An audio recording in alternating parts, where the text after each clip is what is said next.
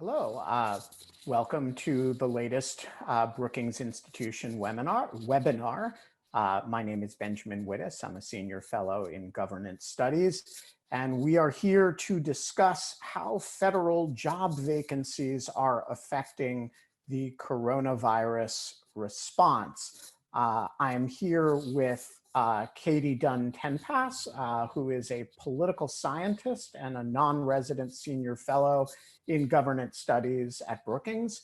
She's a scholar of the American presidency who has authored more than 50 publications, and most recently and significantly for purposes of this conversation, has gotten a lot of well-deserved attention for the creation on the Brookings website of the White House Staff Tracker, which is kind of the only apples to apples comparison of staff turnover from administrations from Reagan through the present one.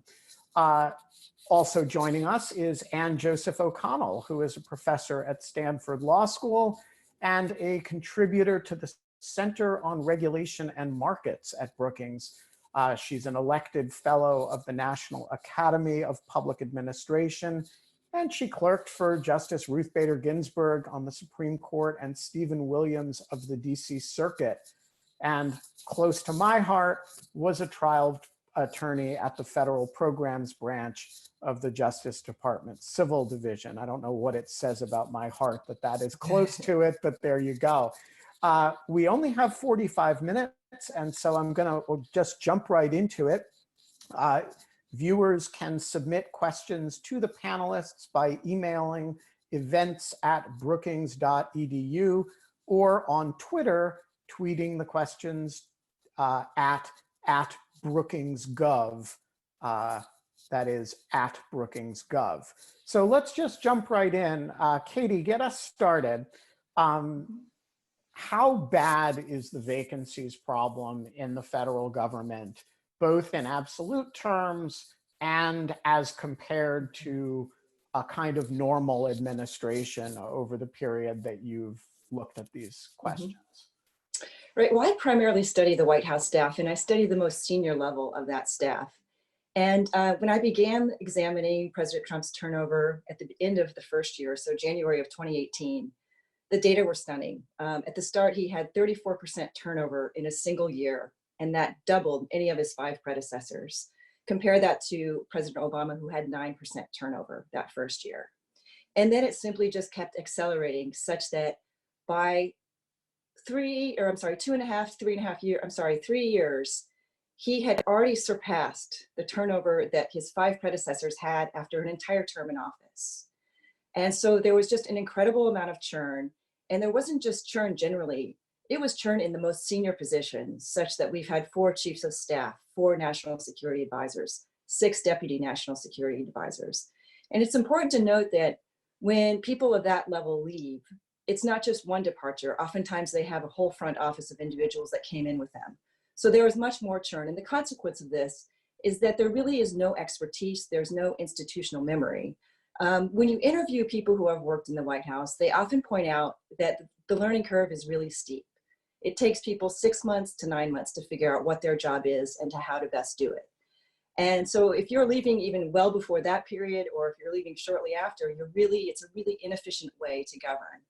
And so the high turnover rate isn't just sort of a sheer number. It really reflects and complicates one's ability to perform well, especially in a time of crisis. And how do you, when you look at this, to what extent, I mean, the turnover that Katie's describing is extraordinary. My impression also is that just the sheer number of vacancies within the executive branch at any given time is highly unusual. Do you share that impression? Yes. So, I mean, if you look at the Washington Post tracker, which is done in conjunction with a partnership of public service, as of this morning, on the 750 positions that they're tracking in the executive branch, only 513 have confirmed officials. I looked at the very top, the cabinet secretaries from the start of President Reagan's administration in 1981, all the way through the 3rd year of President Trump's administration. And while acting secretaries are common, I mean, in that entire period, 46% of cabinet secretaries have been acting secretaries. They typically serve for short stints, but in the Trump administration, they're serving for a lot longer at the top. So in his first 3 years, acting secretaries took up 10% of the time, whereas in President Obama's administration for all 8 years, it was about 2.7%. And that included a period when the Secretary of Commerce position was entirely vacant. So there's vast vacancies. And then what's also interesting is that the vacancies have existed for so long and without pending nominations that in many of these positions, there aren't even acting officials, because the Federal Vacancies Reform Act allows the official acting title only for a certain amount of time. And so if you look at, say, the leadership page of the Department of Homeland Security, you see a few actings, such as there is an acting secretary, but that's because there's a statute that allows an acting secretary at DHS longer than the Federal Vacancies Reform Act limits. But what you see for many of the positions, the undersecretaries, heads of sub-agencies within DHS, is instead officials, quote, performing the functions of. So we don't even have actings, we have delegations, and it's throughout the federal bureaucracy. And although we see it in year 7 and year 8 of two-term presidents, it's highly, highly unusual to see it in year 3 and year 4. So I'm interested in that sense of it as unusual. One thing that tends to go along with having large numbers of vacancy and large turnover is diminishing quality of new appointments, right? Because you're getting the same deficiency in the applicant pool that is causing you to have trouble getting nominees in the first place or getting appointees in the first place, then causes you to kind of dredge the bottom of the barrel when you finally get somebody. Have either of you studied the question of whether appointment quality and qualifications have declined along with these upsurge of vacancies and turnover? I can speak to that issue in part. I think actually the root cause is recruitment. And it started with the Trump campaign in 2016. Because if you looked at his campaign, it was much smaller than Hillary Clinton's and much smaller than a typical presidential campaign. And generally speaking, presidents recruit largely from their campaign to work in the White House, for the people to work in their White House. So they already started with a small pool of recruits with a small campaign. And then you add to that they eliminated a lot of people. They eliminated a lot of people who had worked for President George W. Bush.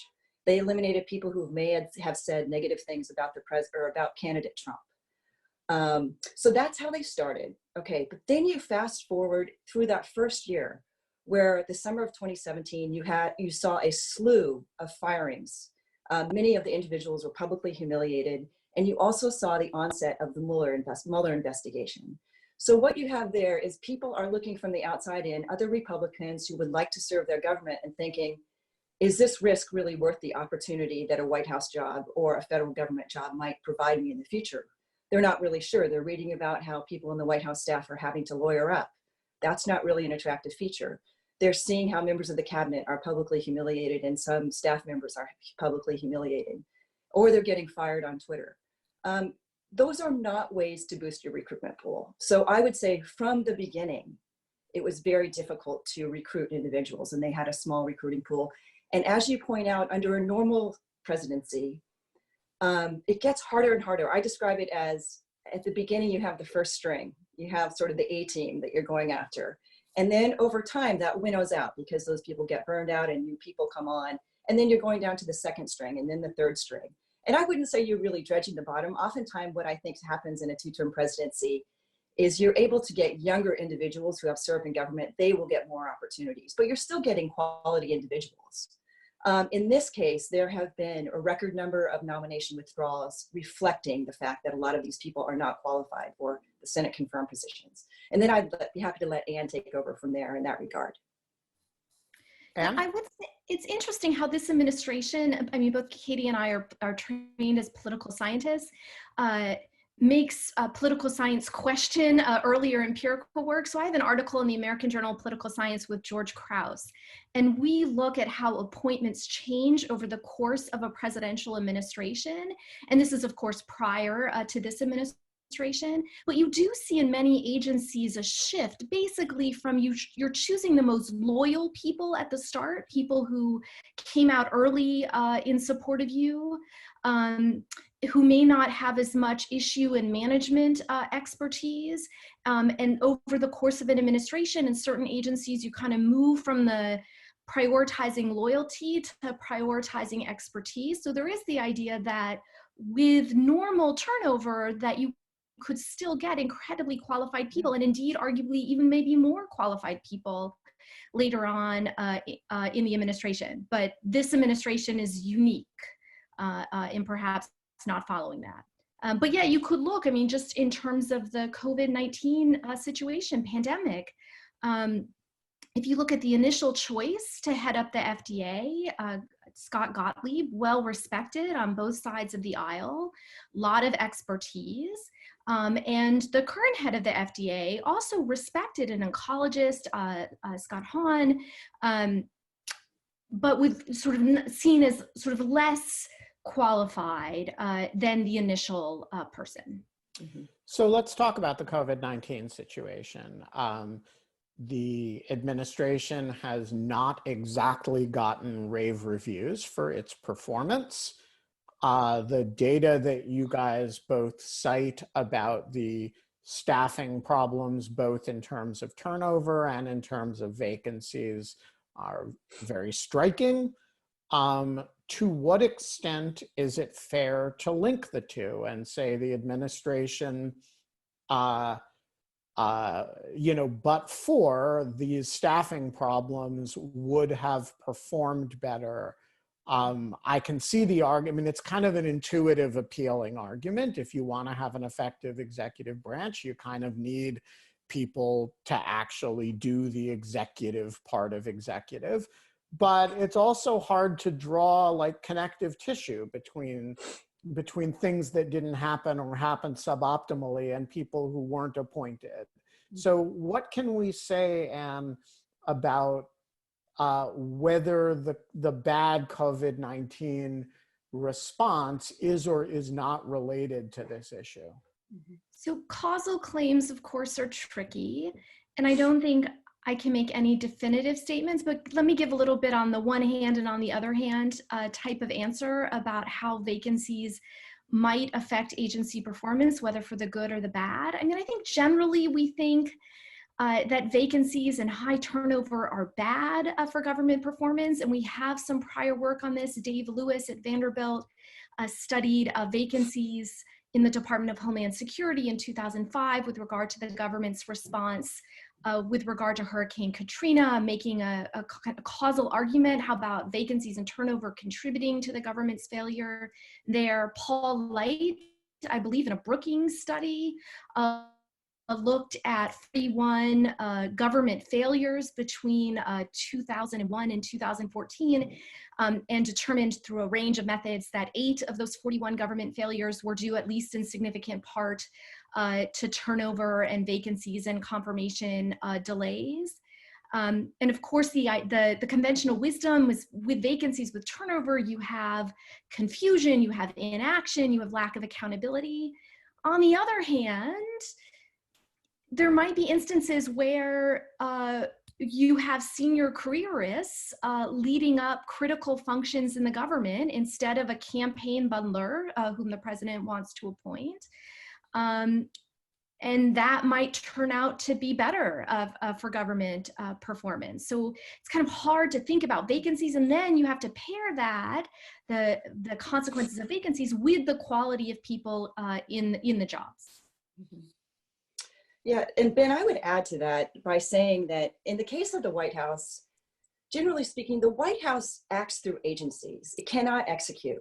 So to me, the coin of the realm in the White House are relationships. And so these individuals that work in the White House are trying to forge relationships across the government, across all these important agencies, with advocacy groups, with the media, with constituents. The coin of the realm is relationships, and the relationships that you nurture over time.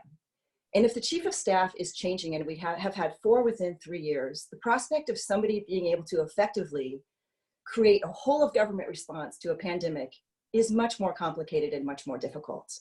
And when someone departs, it's not as though you can leave behind, oh, here's my Rolodex, here are all the people I know.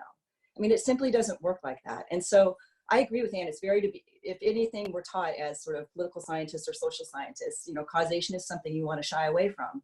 But I think it's hard to deny the fact that when you have so much turnover, you don't have these stable relationships where they can contact people in agencies, where they know each other. It's much easier to work with somebody at the FDA or at DHS or whichever department or agency if you know them, if you've had some experience. Maybe you worked on Hurricane Maria together. And so you know what we did before. So let's think about how did we respond to that prior disaster? What should we do this time? And that was very different from the Obama administration, where they had H1N1, they had Hurricane Sandy, they had the Ebola. They had much stronger turnover, higher retention rates. And therefore, a lot of these people knew each other and had worked together repeatedly.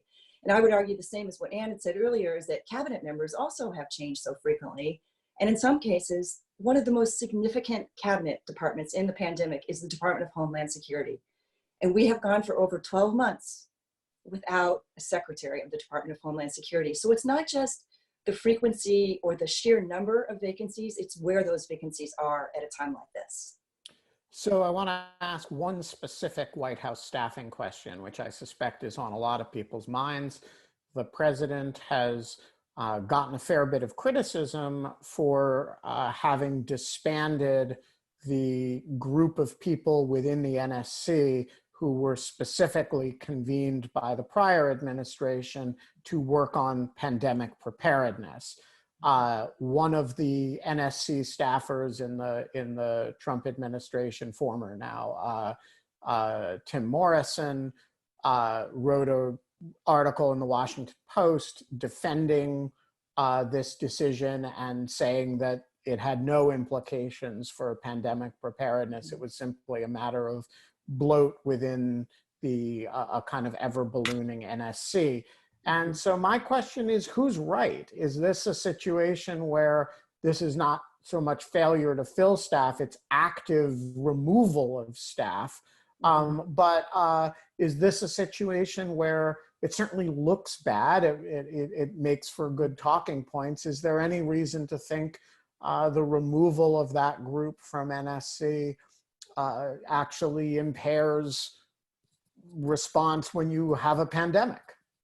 Well, absolutely. I think that the way the White House responded to this, or people from the White House, is that even though they had disbanded the directorate, it basically got picked up by another subset or directorate within the NSC. But I would argue that you need to have sort of your own front office if you're dealing with an issue of this magnitude. Just in his example, though, to talk more about pandemic preparedness, at the beginning, or I'm sorry, at the end of the Obama administration and shortly before the Trump inauguration, the Obama team held a tabletop exercise about what to do in the case of the pandemic. And in this particular exercise, they had 11 White House offices that were engaged in this tabletop exercise. And if you look at those 11 offices now in this current White House, of the 11, 2 have been eliminated. Every one of them has had turnover except for 1, and the turnover ranges from 2 individuals up to 6. And that one office where there is only 1 individual, that's the director of the Office of Science and Technology Policy, he was not named for 560 days. So he has only been in office since January of 19. So that's the only office of these 11 critical White House offices that respond to a pandemic where there hasn't been turnover. But one could then argue that the reason there hasn't been turnover is because he's only been there for 1 year. But I think that's an indicator. It's not just that NSC office that was charged with this duty. I think you also have to look at kind of, in the case of a pandemic, these are the groups and these are the White House entities that are supposed to respond, and look at how much turnover and how much sort of instability has occurred in those. Anne, your thoughts? I'll leave it. I agree with Katie. Okay, let's take some questions from the audience. From Lucy at Stanford, what are some of the actions that Congress might take to mitigate the crisis in vacancies? Is there a movement to amend the Federal Vacancies Act So I want to expand that question a little bit. The Federal Vacancies Act is kind of designed to prevent kind of circumvention of the advice and consent process by relying on actings for long periods of time. But it doesn't really address the question of what if you just don't staff things at all, right? Like the kind of presumption is the president will want people in these jobs. So Anne, I'm curious whether there's, in your mind, there's anything Congress can do to force an administration to staff kind of against its will. So the Federal Vacancies Reform Act is one of my favorite topics. It was one of my favorite topics prior to this administration. And that puts you in like a category of like you and Steve Vladeck, right? Yeah, it's a very small group. This administration made it more popular, so to speak. So it's tricky. I mean, there are a few things. And I should say, in past empirical work I've done, other administrations have been slow to staff. I mean, I wrote a report for the Center for American Progress in April of 2010, bemoaning the President Obama's folks in staffing executive agencies. It was so slow compared to previous administrations. Of course, this administration beat out the Obama administration. So what could Congress do? Well, it depends whether you want agencies to do the work, right? And that's the tricky balance about the Vacancies Act, is that, yes, of course, you want confirmed officials, you want the president to nominate, you want the Senate to confirm. And what is so unusual about this situation is that the Republicans control both the White House and the Senate. And after the November 2013 rules change in the Senate about just needing a majority to move an agency nomination to a confirmation vote, the process should be working much quicker. On the other hand, when you have gaps in the nomination and confirmation process, you want agencies to be able to function. You want to be able to have acting officials, or you may want various functions to be delegated downward. Now, maybe if something is seen as so critical, Congress could, by statute, say, hey, these functions of this particular job are exclusive to this position. And what does that mean? That means that you need a confirmed person in that position, or you can have an acting person, but the Federal Vacancies Reform Act only allows an acting person for a certain period of time without a pending nomination. And if you don't have the pending nomination and you don't have an acting, then you can't delegate those functions downward. And that would force the White House's hand.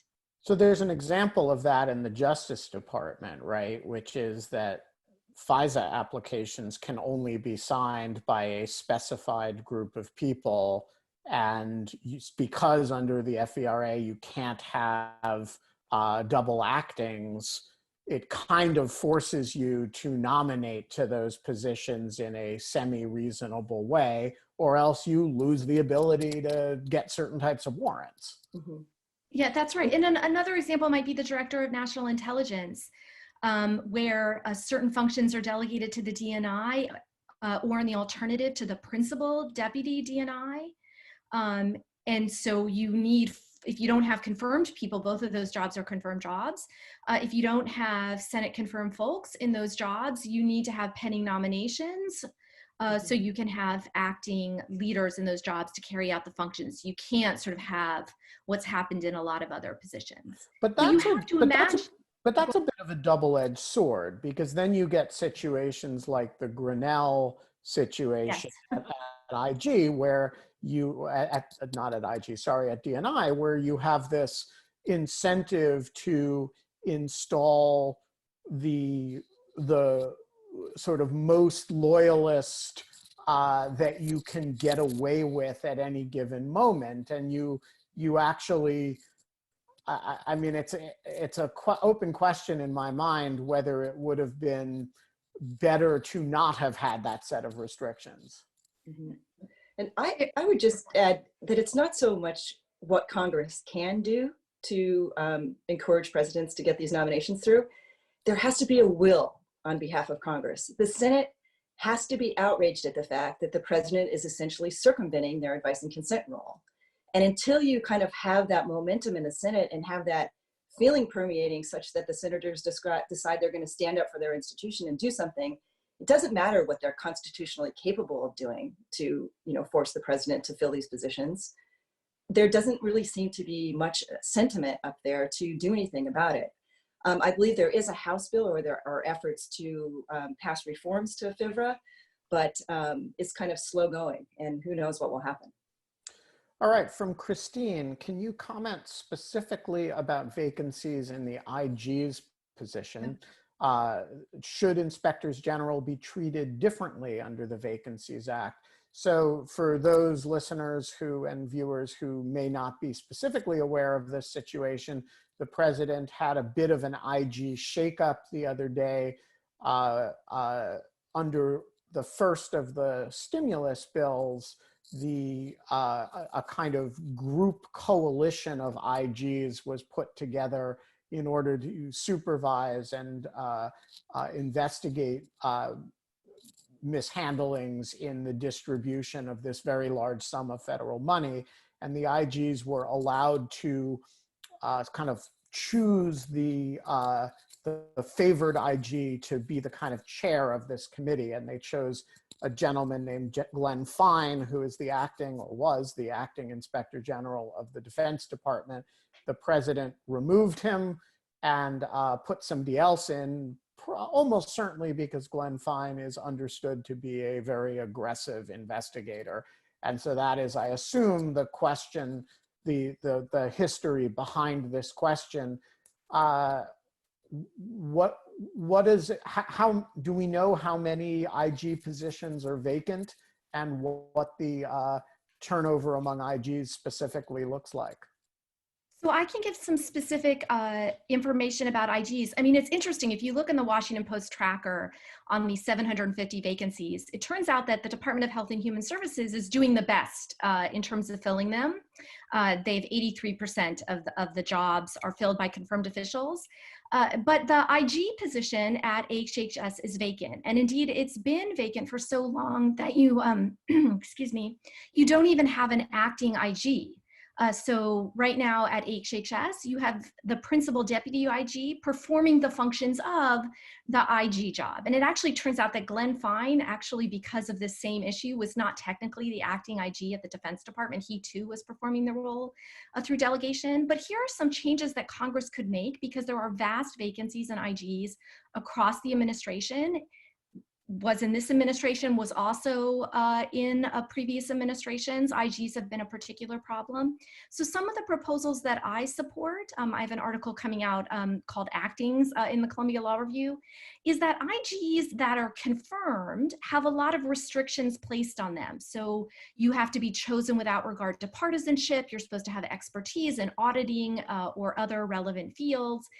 If the president wants to remove an IG, so the removal of the confirmed IG for the intelligence community, under current statutes, the president has to formally write a letter to Congress explaining why she's removing the IG. None of those restrictions, either on the front end or the back end that apply to confirmed IGs, apply to acting IGs or apply to those exercising the functions of the Inspector General. So I would support legislation that imposed certain qualifications and removal reporting requirements onto acting IGs. Katie, do you have anything to add on that? Yeah, I would just to say, because I actually did a little bit of analysis looking back to see about how often these IG positions were vacant. And what I learned just through sort of talking to different people who had worked in administrations is that this is a job, you're a man on an island or a woman on an island, and you are the ombudsman for that agency. And it's not exactly a top 5 job that people want when they want to work in an administration. So it's difficult to fill under the best of circumstances. And now when we have a recruiting pool that's so small and we have a president who's gone through the Mueller investigation and impeachment, it just makes, and it's also getting near the end of the term. So the numbers that the Partnership for Public Service and the Washington Post have put together, I mean, the odds of those nominations being, filled or getting people to want those positions at this point in the president's term are pretty low. And filling the IG spots that's even more difficult. So question from John that I think is a really interesting question, and I have no information on it. And so if either of you do, I'd love to hear. He writes, can you discuss the impact the virus is having on adjudicating security clearances? I cannot. I have heard nothing about this. Have either of you? It's like hard to imagine that it wouldn't be having an impact, but I haven't like seen any stories about it or read anything. Have either of you? I have not, but I imagine with the wheels of government slowing down generally because of this, that security clearances and the processing of those would also slow down. Generally, they have to conduct interviews with people face to face and neighbors and things like that. So the inability to meet with people is definitely seems like it would hamper that, but I don't know of anything sort of firsthand. I don't know anything specifically about security clearances, but I do know that the Administrative Conference of the United States, which is a nonpartisan agency dedicated to improving agency performance, and I should disclose I'm an appointed public member of that agency, they have on their website information about agency adjudication during the pandemic and various changes that the agencies have made. Gotcha. All right, let's turn to the transition. And I say the transition, not necessarily anticipating that the president is going to lose re-election. There's a transition even if he wins re-election. A first term and a second term often have to be significantly restaffed. And all of what you guys are describing suggests that you're going to layer the process of transition planning on top of an already dysfunctional appointments process in the context of an ongoing pandemic. That sounds like a recipe for bad news to me. And what are you thinking about as you think about the transition, whether it's a transition from Trump to Biden or from Trump to Trump 2? Yeah, so I've been thinking about the transition in January of 2009. So obviously the crises are different, though quite significant. I mean, we had the financial crisis with the November 2008 election and the transition to the Obama administration in January of 2009. And I think that transition, which was headed by Clay Johnson at the Presidential Personnel Office, a man with sort of great expertise and reputation by political scientists and those in public administration, is a pretty well-vetted transition. And so that would be the model. I think given what Katie was saying earlier about sort of who's in the Presidential Personnel Office, and we're reading stories about how current college students have senior positions in PPO, is I'm skeptical about seeing a transition if the party control does change. Mm-hmm. Like how we aware as the Partnership for Public Service is doing some work, if it's to a second term, and year 5 looks very much like year 1. Mm-hmm. Yeah. Ben, I think the transition is absolutely one of the most important features of post-election, and the advanced planning for that is critical. Congress has even passed laws to ensure that the agencies and the departments fulfill these requirements to help the new administration, or to help both candidates of major parties prepare. This is important, particularly in the midst of a pandemic. The White House Transition Project, the Partnership for Public Service, there's many entities that are devoting a great deal of time and effort to help provide information to the incoming administrations, or for a second term of the Trump administration. But I agree with you in the sense that if you think about the personnel upheaval and you think about the pandemic on top of that, I think it's going to make it logistically difficult. Having said that, I will point out that the Obama administration in 2016 went to great lengths to provide information to the incoming. They were providing it at the time to the Clinton campaign and to the Trump campaign. And I knew people who worked in that administration who said they spent a great deal of time trying to provide the best possible memos and guidance for an incoming administration. So I know that prior administrations have taken it very seriously and have put a lot of effort into it. I would only hope that that would happen this go around, but I think the pandemic will clearly complicate it. I mean, unlike the financial collapse of 2009, 8 and 9, In this case, it's not a matter of sort of not want, being able to get together. You can't sort of have meetings. You have to, it's just going to add another layer of complication in terms of trying to plan ahead. But you're being, I think, admirably even-handed in your characterization of, or admirably open-minded in your characterization of what a Trump-led transition would look like in the event that he lost.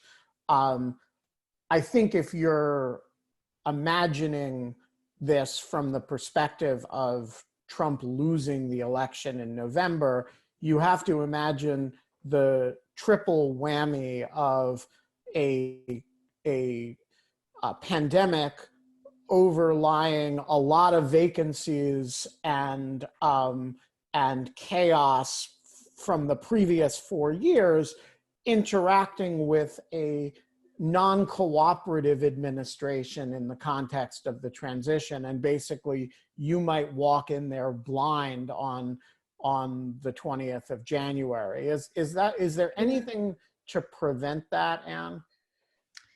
I mean, as Katie mentioned, I mean, there is legislation, and I guess less consequential now, kind of office space to help teams prepare.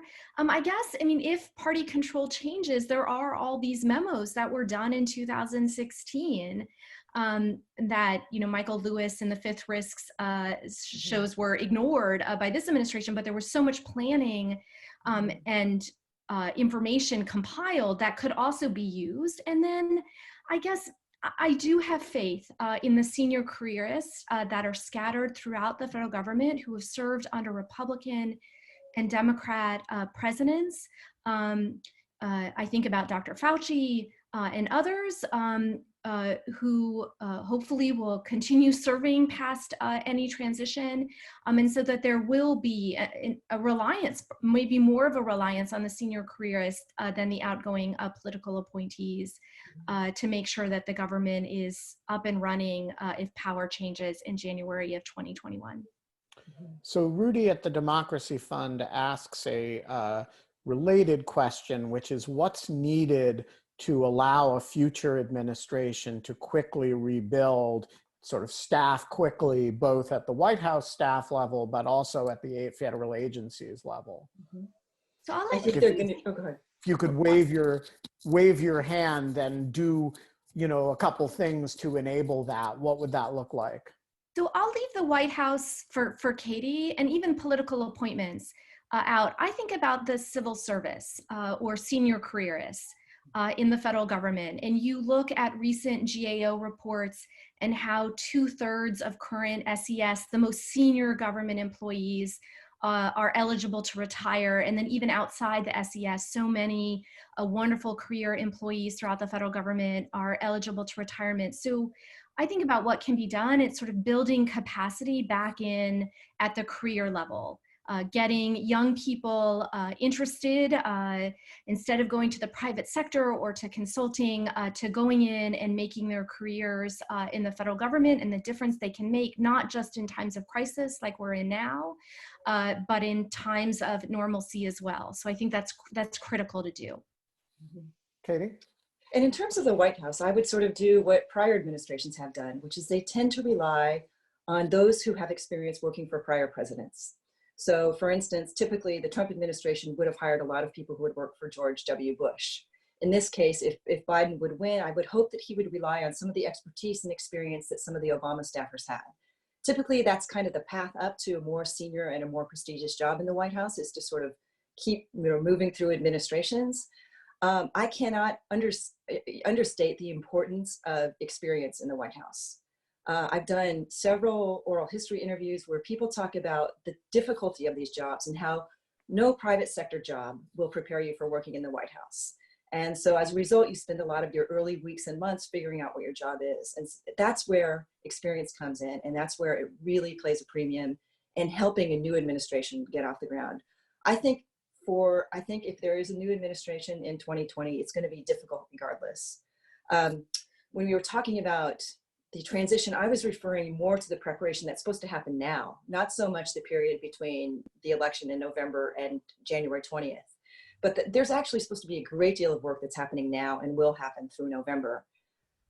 That's questionable whether that will get accomplished. And then you have, like you said, all the uncertainty after the November election. But I would hope that the next president, or if it is the second term, will be able to recruit those with experience. And, you know, I'm not so hopeful with the second Trump term, because I think that throughout his administration that he and the people that work for him have shown a disdain for expertise and for the civil servants that work for our government. And it's supposed to be a partnership. And I understand that a lot of times presidents, if you look to Nixon, are inherently suspicious of these bureaucrats.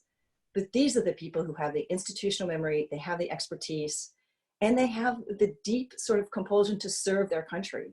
And I think we need to respect these people and value their contribution. And so I worry that if it is a second term of President Trump, that you might see more retirements, as Anne sort of mentioned as well. So we'll see what happens. I mean, you can only try to be optimistic on this front and hope for the best. So we have about 4 minutes left, and so I want to use this as the last question, give you guys a chance to wrap up. But Katie's point now, you know, raises the question of how much of this is sort of institutional pathology of the Trump administration, and how much of it is personal pathology of the president himself. As in, is this I mean, we've talked about a lot of this without talking about Donald Trump, but, you know, George W. Bush ran a pretty tight ship. That was a reflection of his personality. Barack Obama ran a reasonably tight ship. That was a reflection of his personality. Bill Clinton ran a much less tight ship, and that was a reflection of his. Donald Trump runs an exceedingly untight ship. I mean, it's mostly leak. It's mostly all kinds of things. Is it crazy of me or sort of fatalistic of me to say the appointments process is simply a reflection of his personality, and you're not going to get a saner looking, more organized appointments process as long as you have somebody who is as sort of flamboyantly chaotic as an individual as he is? I'm stating that in intentionally provocative terms, but, you know, how much of this is just him? Anne? So I think political scientists, right, for decades to come, when they're doing empirical work, will have to stick in what is known as sort of a dummy variable, right, for Trump, right? You know, so on one hand, yes, the current president plays a large role in the appointments process and in the chaos it's produced. And when I think about that, I think about conflict, basically. I think about within HHS, we have, you know, the secretary in conflict with the head of the Center for Medicaid and Medicare Services, right? Long-running conflict from prior to the pandemic. How we have conflict among top officials in the cabinet, and the kind of reporting that's come out, the kind of brutal reporting by the New York Times and others about the pandemic, and kind of conflict within confirmed officials. And then, of course, the conflict between the president and his confirmed officials on one hand and careerists on the other hand. And so just there's a lot of conflict and a lot of chaos, and I don't think it's helping, and indeed is hurting in a time of national and international crisis. On the other hand, I guess I'm not a believer in the unitary executive, in the sense that the president entirely controls the executive branch, and so that individual senior leaders can do a lot. I mean, I think the FDA, under the first confirmed administrator in this administration, was well respected by both sides of the aisle. And so I think there are opportunities, even in chaos, for people with issue and management expertise to do the best they can for the country. But sometimes I think the first point in my mind, the chaos outweighs the ability of individuals to bring some sanity. Katie, final thoughts? Yeah, I'm far less sanguine when it comes to the White House, because you have to remember, in the White House, those are handpicked people. These are people he wants to surround himself with. And as a result, you get sort of true believers, you get people who have not had prior experience in government. I have a study going on right now where I'm looking at career paths of White House staffers, where they were before, where they go after. And the Trump people had far less government experience than the 5 predecessors. I think that Trump's management style and governing style is such that it is unlikely to change with a second victory and a second term. And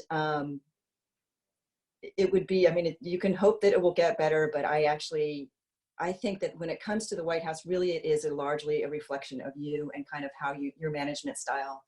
And it has been chaotic from day one. There's been a lot of turnover since the beginning. It continues. It's not going to change. On that cheerful note, thank you to Katie and to Anne for joining us. And thank you to everybody who has tuned in. And we will be back shortly with more of these webinars to come. Thanks for watching. Be sure to like and subscribe for more videos from Brookings.